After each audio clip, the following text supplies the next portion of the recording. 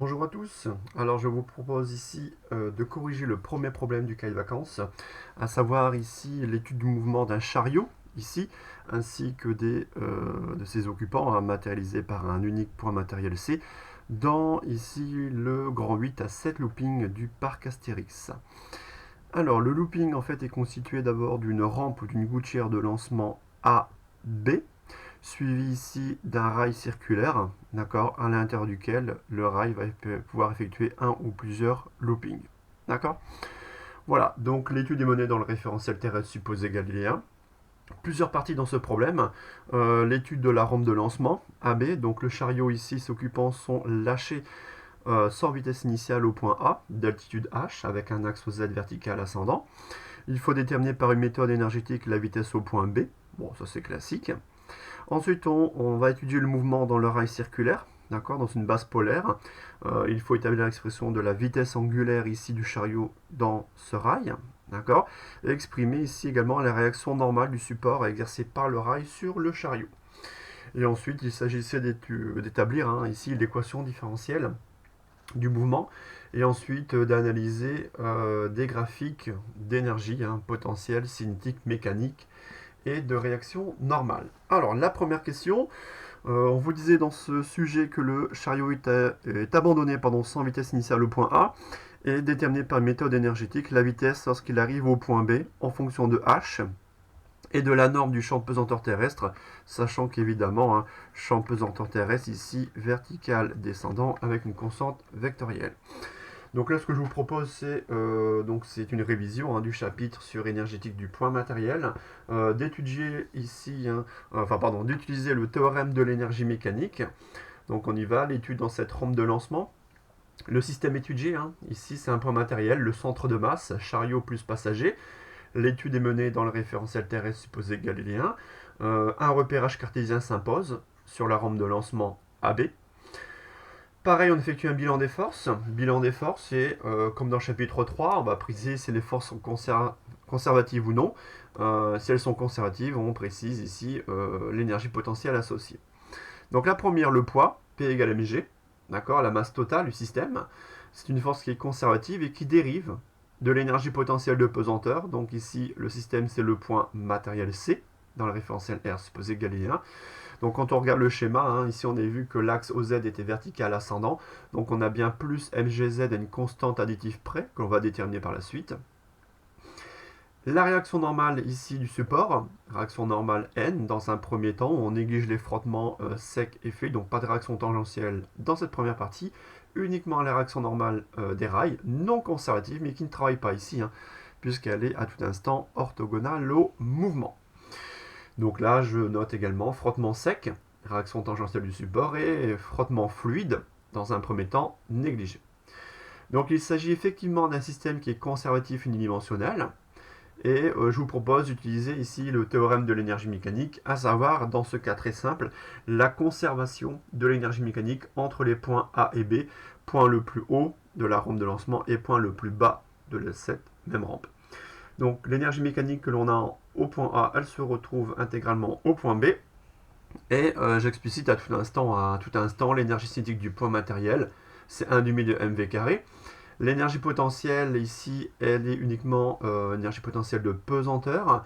Donc comme je l'ai dit tout à l'heure, plus mgz, l'axe Z vertical ascendant, avec une constante additive près qu'on peut déterminer ici en fixant, comme d'habitude, ici l'origine de l'énergie potentielle de pesanteur en Z égale à 0. D'accord. C'est-à-dire l'énergie potentielle de pesanteur nulle au point B d'altitude ZB. Donc la constante K est nulle. Bon. On traduit la conservation de l'énergie mécanique, donc 1 demi de mva carré, donc la vitesse initiale étant nulle, plus mgza égale 1 demi de mvb carré plus mgzb. Donc il nous reste finalement mgza moins zb, sachant que zb, bon, c'est l'altitude nulle, donc on retrouve directement za, l'altitude du point A c'est h. Vous dites que za moins zb égale h, c'est la même chose. Donc mgh égale 1 demi de mvb carré, donc vb, on retrouve vb égale racine de 2gh. Bon, on retrouve un résultat classique, l'étude est analogue à celle du looping de Tony Hawk, de la fiche de TD. Vous voyez, donc c'est un bon exo de révision. Donc, racine de 2GH, bien, donc on peut vérifier l'homogénéité. Hein. Là, on a bien du LT-2 fois L, on a bien du L carré T-2 sous la racine, donc là, on a bien du LT-1. D'accord, c'est bien homogène. Application numérique, hein, on veut atteindre les 120 km/h au point B, donc un modèle sans frottement, cas idéal. Donc on va extraire l'information sur la hauteur h, donc on va élever au carré, hein, 2GH égale VB carré, donc h égale VB carré sur 2G, une hauteur h de 57 mètres. D'accord, ce qui est une valeur qui est à peu près cohérente pour le grand 8 étude G. D'accord. Voilà. Deuxième temps, on va mener l'étude dans le rail circulaire. Donc rail circulaire à l'intérieur duquel le repérage polaire s'impose. Donc repérage polaire, on a un rayon R, grand R qui est constant, et on a l'angle polaire à la seule grandeur qui varie ici au cours du temps.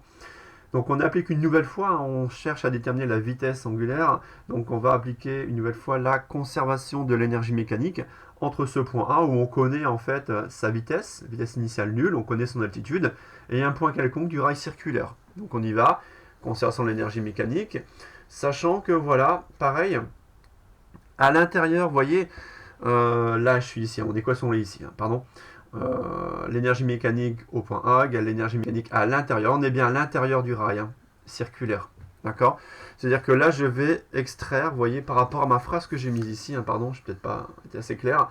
Là, je vais développer ici un point quelconque du rail circulaire où, donc je vais détailler ici l'énergie cinétique et l'énergie potentielle à l'intérieur du rail circulaire. En effet, je prends ici mon point matériel C à l'intérieur du rail circulaire. Il possède une énergie cinétique 1 demi de m, r θ point, e θ carré.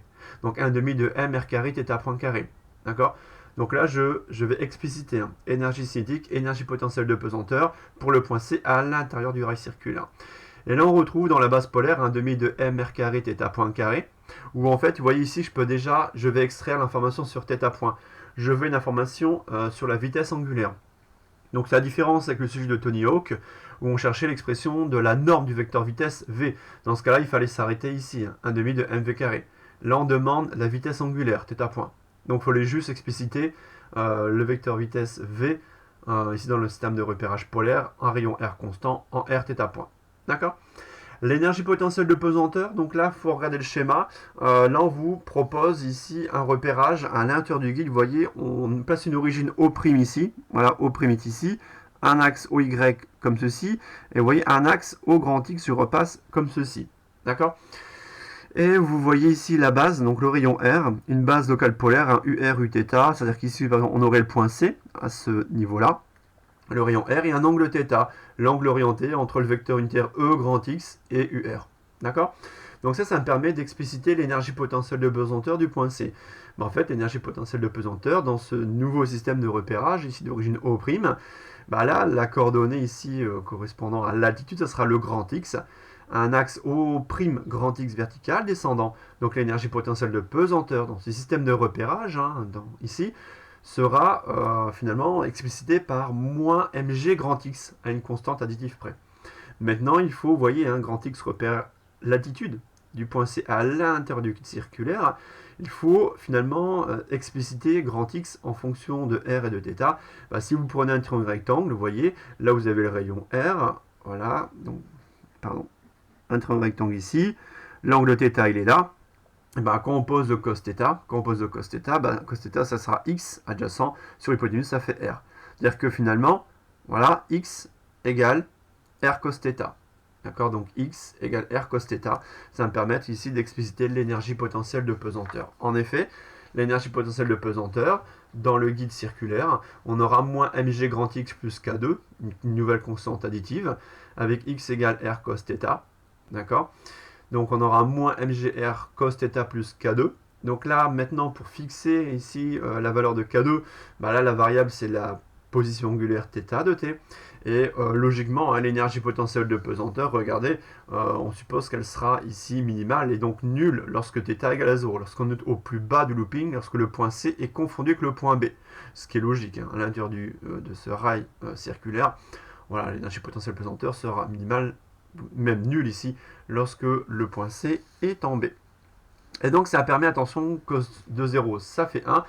La constante K2 sera non nulle et vaudra plus mgr. D'accord? Donc là, on retrouve une expression en MGR, facteur de 1 moins cos θ, classique d'un repérage polaire, et ça doit vous faire même penser à du MGL, facteur de 1 moins cos θ, énergie potentielle de pesanteur du pendule simple. Bon, alors ça, ce que j'ai donné ici, hein, vous voyez, ça c'est uniquement énergie cinétique, énergie potentielle à l'intérieur du guide circulaire. Là, ça sera mon membre de droite. Vous voyez, 1,5 de MVC carré, d'accord, plus MGR, facteur de 1 moins cos θ. Là, c'est à l'intérieur du guide circulaire. Et là, c'est sur ma rampe de lancement rectiligne, AB. Donc, énergie mécanique en A égale énergie mécanique en C. En A, la vitesse est nulle. L'énergie potentielle besoin de vaut mgza. D'accord. ZA, je peux poser comme étant égal à H, puisque ZB égale à 0. D'accord. Fixe l'origine des aptitudes. Donc, j'aurai à gauche mgh égale 1,5 de m r carré θ point carré plus mgr, facteur de 1 moins cos θ. J'isole θ point carré. D'accord. Donc ça, je vais isoler θ point carré. Donc je vais faire passer mgh dans le membre de droite. D'accord. Pardon. Non, je vais faire passer ça, pardon. Ceci dans le membre de gauche. D'accord. Et ça, ouais, dans le membre de droite, tout à fait. Et donc, après, moi, je multiplierai par moins 1, c'est pas grave. Donc θ point carré, bon, j'isole simplement θ point carré. D'accord. Donc voilà, j'aurai 2g sur r carré. Donc j'aurai h moins grand R plus r cos θ. D'accord. Donc comment je fais finalement? Je multiplie par 2 et je divise par mr carré. D'accord. Les deux membres de l'équation, je multiplie par 2, je divise par mr carré, j'obtiens ceci. D'accord. Et là finalement, qu'est-ce que je peux faire? Vous voyez, j'ai du r carré qui apparaît en facteur, donc 1 sur r carré. Je vais distribuer le 1 sur r pour avoir, donc il me restera du 1 sur r en facteur. J'aurai du h sur r, moins r sur r, ça fait 1, plus r cos θ sur r, ça fait cos θ. Alors ça me permet ici de lever l'ambiguïté de l'argument de la racine carrée. Dans l'énoncé, on vous dit que R inférieur à H sur 2, c'est-à-dire que H sur R supérieur à 2, d'accord, strictement. Donc là, c'est-à-dire que quand on lui retranche 1, le jeu de cos θ, toujours compris entre moins 1 et plus 1, ça sera strictement positif. D'accord, ça c'est strictement supérieur à 2. Donc là, il n'y a aucune ambiguïté. On peut passer ici à la racine carrée, d'accord, et obtenir la vitesse angulaire de rotation, θ point, égale la racine de la quantité précédente. D'accord. Voilà. Donc là, il fallait déterminer, vous voyez, et d'ailleurs l'expression était donnée dans l'énoncé, hein, montrer que θ point ici est égal à la racine de ceci. D'accord. Voilà. Donc je remets ici pour que vous ayez le temps de le noter. Question suivante, toujours la même logique. On reprend la logique du looping de Tony Hawk. Une fois qu'on a la vitesse angulaire de rotation, on vous demande l'expression de la réaction normale, d'accord, et la condition sur cette réaction normale pour que le looping soit effectué. Alors je vous rappelle que seul le PFD permet d'obtenir la norme de la réaction normale, puisqu'elle ne va pas apparaître dans les théorèmes énergétiques, elle ne travaille pas, d'accord.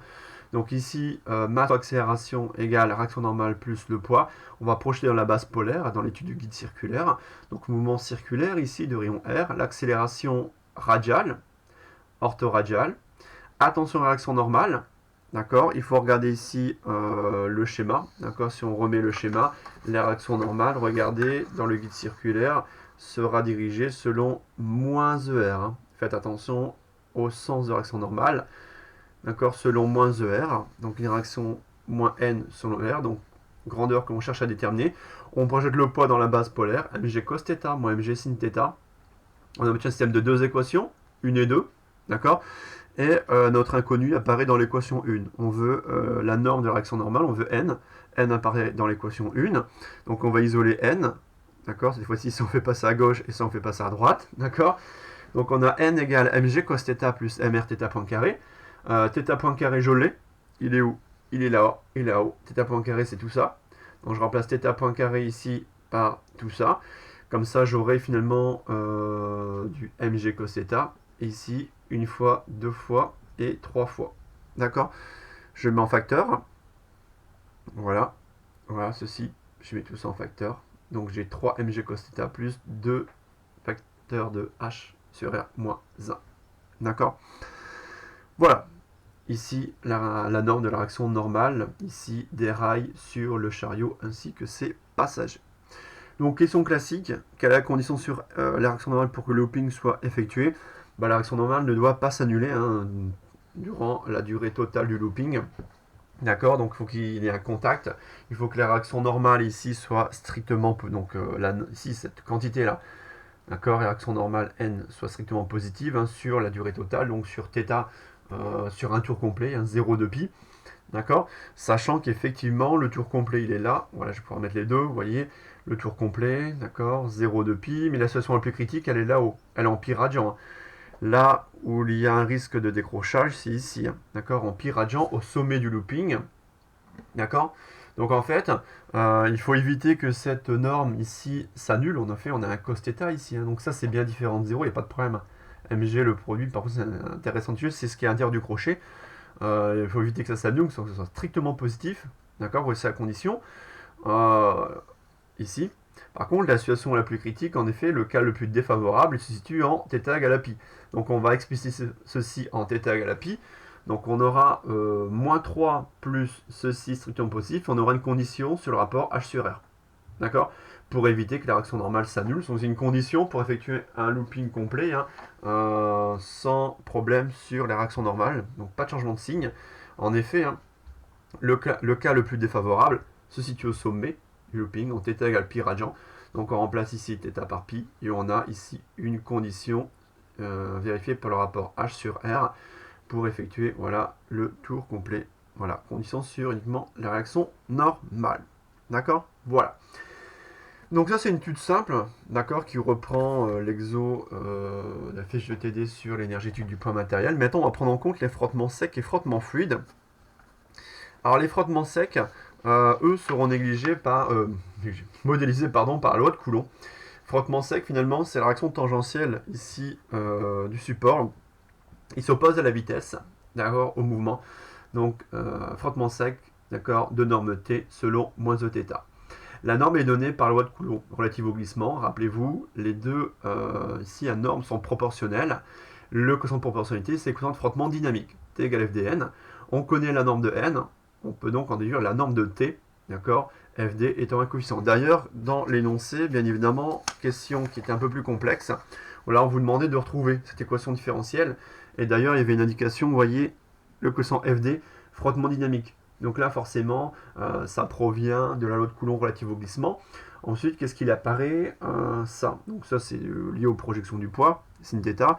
Ça, c'est l'accélération angulaire. Ça, le θ point carré. Alors, θ point carré, c'est un des frottements fluides. Alors, pas n'importe lesquels. Des frottements fluides ici, non linéaires quadratiques. D'accord? Donc ça, voilà. Ça, il fallait, vous voyez, dans cette question étoilée, c'est un sujet de DS. La question 3.2, je ne vous l'ai pas donné, c'est du Python. Donc ça, là, je ne l'ai pas mise. D'accord? Dans le cas de vacances. Mais là, quand on vous demande d'établir ceci, vous voyez, là, frottement sec, et là, frottement fluide non linéaire. D'accord? Donc, une fois qu'on a la réaction ici tangentielle du support, d'accord, selon θ, voilà, on a sa norme. Là, il faut la traînée aérodynamique. Alors, là, je vous ai mis en correction, je vous ai mis une correction un peu plus détaillée.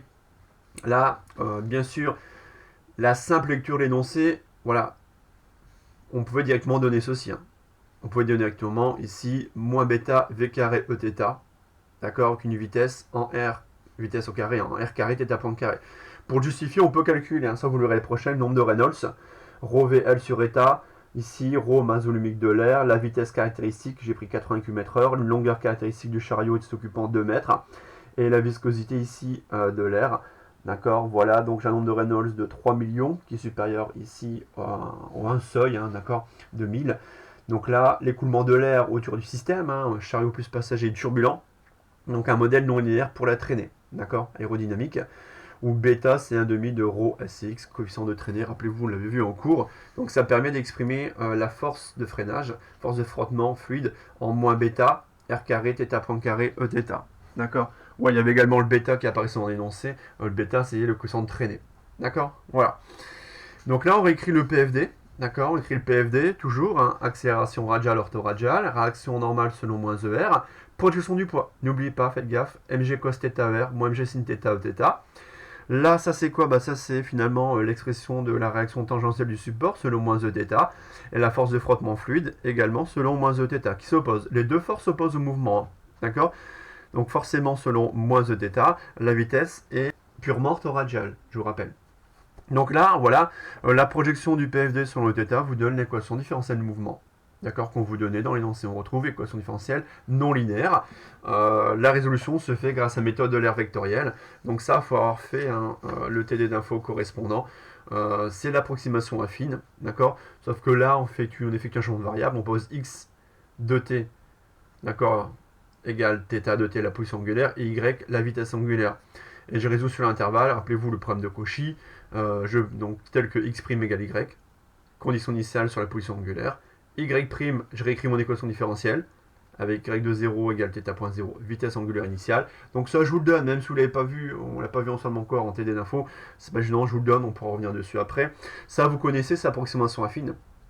X de t plus h, environ égal à x de t plus h x' de t, y de t plus h, environ égal à y de t plus h y' de t, et on réécrit le système. On a un système différentiel qu'on réécrit, qu'on va construire xk plus 1 à partir de xk, yk plus 1 à partir de yk. Donc je réécris mes deux systèmes ici, hein, d'accord? Voilà. Où apparaît en fait le tk plus 1 moins tk, c'est le pas de la méthode d'Euler. Et après, voilà, on résout, on fait une boucle, hein, for k une règle de moins 1. On va faire un x.append de x crochet k plus tk plus 1 moins yk, moins tk plus 1 moins tk fois yk, et y.append, d'accord, de yk plus tk plus 1 moins tk fois tout ça. D'accord? Donc méthode de la vectorielle, ça c'est pour voilà, l'approximation affine, d'accord? Et ça, voilà le code, hein, finalement, méthode de la vectorielle. D'accord, voilà. On fait la boucle comme on a fait pour méthode de l'air ici, pour des systèmes d'ordre 1. La seule différence ici, c'est qu'on a un système, différentiel, donc on a une équation différentielle non linéaire d'ordre 2. Bon voilà. Et là, voilà. Donc ça, on le reprendra. C'était dans le suivi de DS, donc de l'année dernière ou il y a 2 ans. Mais voilà, un petit complément ici aujourd'hui pour vous, pour faire un tout petit peu de Python. Dans la mesure où évidemment j'ai pas tout mis pour un code Python, bien sûr n'oubliez pas les bibliothèques, les paramètres physiques, masse, G, R, H, bêta, FD, d'accord, l'intervalle de résolution, d'accord, ici, voilà, et le code à proprement parler, ici le cœur du programme il est ici, d'accord, voilà, et après les plt.subplot, voilà, ce qu'on veut tracer, position angulaire en fonction du temps ou vitesse angulaire en fonction du temps, ok, voilà.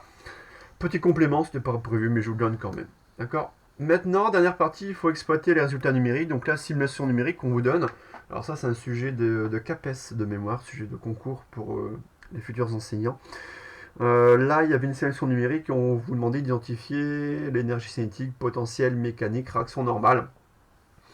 Donc là, on y va. La première courbe, ici, c'est la courbe, je vais le mettre, voilà, courbe d'énergie mécanique. Regardez. Alors, en fait, l'énergie mécanique, elle diminue au cours du temps. D'accord, en effet, c'est bien d'accord que le théorème de la puissance mécanique. Ici, il y a des forces non conservatives, frottement sec, frottement fluide, qui font diminuer l'énergie mécanique au cours du temps. D'accord, donc première courbe, énergie mécanique qui diminue. D'accord, pas de souci. Courbe numéro 2, là, je fais linéairement dans l'ordre. D'accord, celle-ci à droite, c'est l'énergie potentielle de pesanteur. D'accord, elle est maximale au point A et elle diminue. Et ensuite, voilà, là on va rentrer, donc là elle est minimale, donc elle est même nulle, c'était le point B. Et après, voilà, là on effectue un tour complet, enfin un tour complet en looping. Un tour, 2 tours complets dans le looping. D'accord? Et là, ici on s'arrête, on s'arrête, ici on s'arrête. D'accord? Donc là, vous voyez, le point B, un looping complet, deuxième tour de looping complet. D'accord? Voilà. Le graphe numéro 3, c'est le graphe d'énergie cinétique. D'accord, le graphe d'énergie cinétique qui était ici, forcément, la vitesse initiale était nulle. Donc c'est le plus simple à étudier, la courbe numéro 3. Vitesse initiale nulle, donc énergie cinétique ici, voilà, c'est la courbe numéro 3. EC initiale étant nulle, d'accord. Pareil, cette énergie cinétique, ici, elle augmente le long de la rampe de lancement, et après elle est minimale ici au sommet du looping. D'accord, minimale, donc là vous voyez, voilà, 2 tours ici pour avoir ici une énergie cinétique minimale au sommet, et voilà. Bon, courbe numéro 4, la réaction du support. Ouais, la réaction normale du support. Bah, tant qu'on est finalement sur la rampe de lancement, la réaction normale du support elle est constante. Et après, vous voyez, elle varie, hein, ici, voilà, de venir quasiment. De toute façon, on l'a vu, il y a du cos et du sin, d'accord. Donc une allure ici, voilà, on peut pas dire vraiment. Il y a une allure d'une sinusoïde, entre guillemets, d'accord. Mais elle n'est plus constante, d'accord. Dès qu'on rentre ici dans le guide, ici, hein, le rail circulaire, forcément, on aura des variations de cette réaction normale. On l'a vu, hein, d'accord, dans l'expression de la fin de la partie 2. Voilà. Et après, on vous demande d'exploiter ces graphes. Donc là, on vous demande l'énergie, donc la vitesse maximale. Bah, la vitesse maximale est repérée lorsque l'énergie cinétique est maximale. Il suffit de relever EC max. C'est facile. On en déduit les vitesses maximales. 33 mètres par seconde, on retrouve bien l'ordre de grandeur des 120 km/h. D'accord ? La hauteur initiale, donc là on va comparer, hein, la hauteur initiale, bah ça finalement elle est obtenue via l'énergie potentielle de pesanteur à l'instant initial. Donc là vous relevez la valeur à t égale 0 de l'énergie potentielle de pesanteur, 6,3 mégajoules. Donc une hauteur ici de 64 mètres, qui est supérieure à celle de 57 mètres qu'on avait déterminée pour la première question, dans le cas sans frottement. En effet, hein, pour atteindre la même vitesse avec frottement, il faut ici lâcher d'une hauteur supérieure. D'accord ? Ensuite, on vous demande, ouais, à quelle date le mobile va-t-il quitter le rail? Ben, le mobile quitte le rail dès lors que la réaction normale ici s'annule. Ben, on le voit graphiquement, la réaction normale ici, elle s'annule ici. Voilà, là, à cet instant-là. Donc là, à cet instant-là, la réaction normale s'annule. Donc on est environ à 32, donc 25, 27 et demi, ouais, 32 secondes, on va dire. D'accord. Voilà, donc 32 secondes. Et après, combien de tours complets effectue le chariot dans cette simulation avant de décrocher? Dans cette simulation, bah là je l'ai dit, hein, vous prenez là, ici le nombre de tours. Ça on l'a vu sur les variations, hein, de l'énergie potentielle de pesanteur. Voilà, donc entre deux passages à zéro, on a un tour complet. Et là on a relevé 2 tours complets avant de décrocher à 32 secondes. Voilà pour ce premier problème. Donc on est, voilà, 26 minutes de correction ici qui permet, voilà, de refaire un point sur les théorèmes énergétiques, d'accord, en mécanique du point matériel. Un tout petit peu de Python qui est un peu hors programme dans la mesure où c'est un système différentiel, d'accord, je vous l'ai mis quand même, d'accord, ici. Voilà pour moi aujourd'hui sur ce problème. Très bien, allez, à bientôt.